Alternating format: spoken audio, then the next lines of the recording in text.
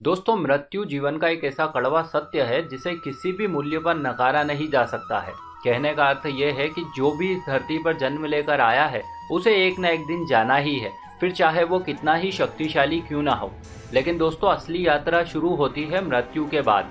संभवतः इसी वजह से यजुर्वेद में अंत्योष्टि कर्म को करने वाले के बारे में कहा गया है कि जो मनुष्य विधि पूर्वक अंत्योष्टि कर्म करता है वो सब प्रकार से परिवार तथा पूर्वजों का मंगल करने वाला होता है। अतः जीव आत्मा को सूक्ष्म शरीर से मुक्ति प्रदान करने के लिए मृत्यु उपरांत अंतिम संस्कार का विधान है। वैसे आप में से अधिकांशतः लोगों के मन में अंतिम संस्कार को लेकर विभिन्न प्रकार के प्रश्न रहते हैं, जैसे मरने के बाद दाह संस्कार इतनी जल्दी क्यों किया जाता है, अंत्योष्टि के सभी कार्य पुत्र द्वारा ही क्यों किए जाते हैं, या कुछ लोग ऐसे भी हैं जो ये सोचते हैं कि मरने के बाद शरीर को अग्नि के हवाले क्यों कर दिया जाता है।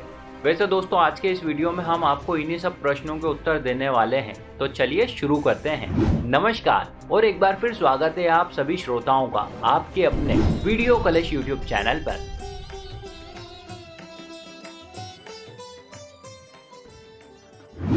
दोस्तों, अक्सर आपने देखा होगा कि जब किसी व्यक्ति की मृत्यु हो जाती है तो कई लोग उसके अंतिम संस्कार में जुट जाते हैं और जल्दी से जल्दी उसका अंतिम संस्कार कर देते हैं। दरअसल इसके पीछे का मुख्य कारण ये होता है कि जब किसी गांव या मोहल्ले में किसी की मृत्यु हो जाती है तो उस व्यक्ति के घर परिवार के साथ साथ पूरे मोहल्ले में किसी भी प्रकार का शुभ कार्य करना वर्जित हो जाता है। शास्त्रों में बताया गया है कि जिस स्थान पर शव रहता है उस स्थान पर कोई भी शुभ कार्य अथवा पूजा पाठ संपन्न नहीं किए जा सकते हैं। इतना ही नहीं बल्कि इस दौरान घर का चूल्हा तक नहीं जलाया जाता है।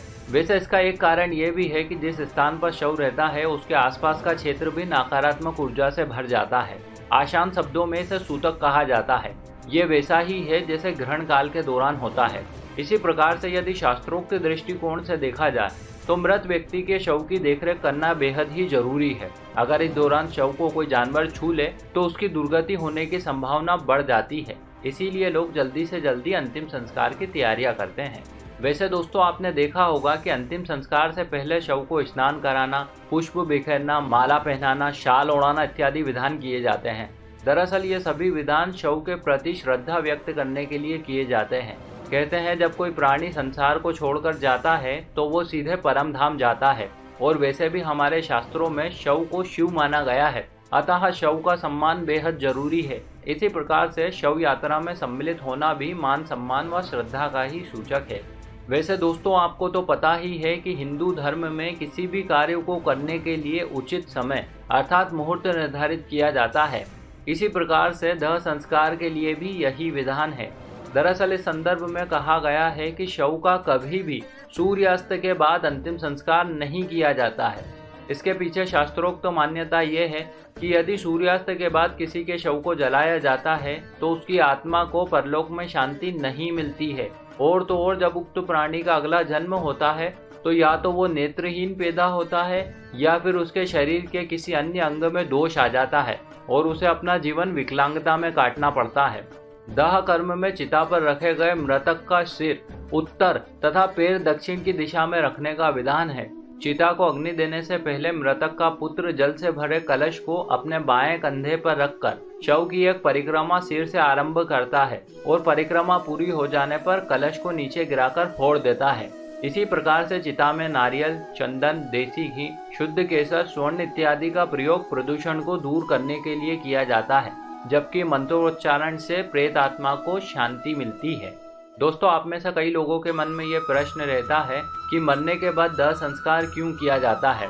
दरअसल इस संदर्भ में शास्त्रों में बताया गया है कि कोई भी जीव या मनुष्य दो प्रकार के शरीरों में जीता है, एक सूक्ष्म शरीर, दूसरा स्थूल शरीर। स्थूल शरीर वो है जिसे हम देख सकते हैं, स्पर्श कर सकते हैं तथा अनुभव कर सकते हैं, लेकिन सूक्ष्म शरीर को देखा या स्पर्श नहीं किया जा सकता है, किंतु हाँ, कुछ लोग इसे अनुभव जरूर कर सकते हैं। अतः जब कोई व्यक्ति मरता है तो वो अपने स्थूल शरीर को त्याग देता है, परंतु तब भी उसका सूक्ष्म शरीर यथावत रहता है।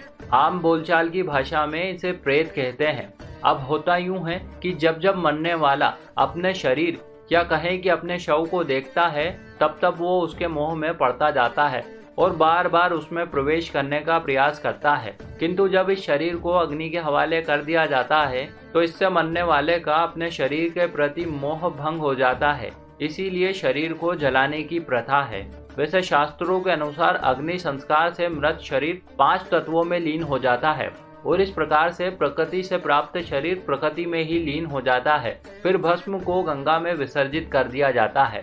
वैसे अधिकांशतः लोगों के मन में ये जिज्ञासा रहती है कि मृत्यु के पश्चात अंतिम संस्कार के सभी कार्य पुत्र द्वारा ही क्यों किए जाते हैं। तो आपको बता दें कि इस संदर्भ में शास्त्र कहते हैं कि पिता के वीर्य से पुत्र उत्पन्न होता है, अतः वो भी पिता के समान ही आचरण करने वाला होता है। हिंदू धर्म में पुत्र 2 शब्दों से मिलकर बना है, जिसमें पू का अर्थ है नरक, जबकि त्रा का अर्थ तरण या ताड़ने से है, अर्थात पिता को नरक से निकालकर उत्तम स्थान प्रदान करना ही पुत्र का कर्म है।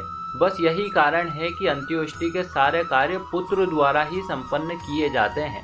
तो दोस्तों, ये थी अंतिम संस्कार से जुड़ी कुछ महत्वपूर्ण जानकारियाँ। आशा करते हैं आपको ये जरूर अच्छी लगी होगी। ऐसे और भी वीडियो देखने के लिए अभी सब्सक्राइब करें वीडियो कलश यूट्यूब चैनल को। साथ ही साथ इस वीडियो को ज़्यादा से ज़्यादा लोगों के साथ शेयर करें। हमारे साथ इस वीडियो को अंत तक देखने के लिए आप सभी का बहुत बहुत धन्यवाद।